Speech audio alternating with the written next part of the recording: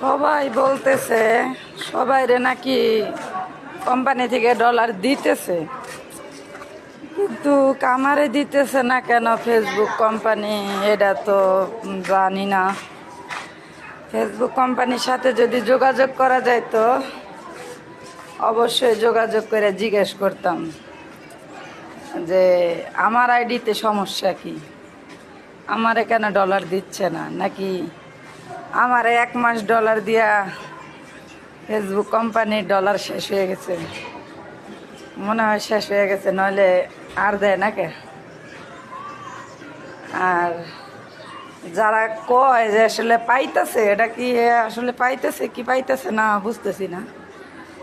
আচ্ছা, আমার মতো যে যে ডলার পাইতেছেন না, একটু কষ্ট করে ইনবক্সে একটু জানায়েন যে আসলে আমার মতো এই সমস্যায় সবাই পড়ছে নাকি, কেউ পড়ছে নাকি।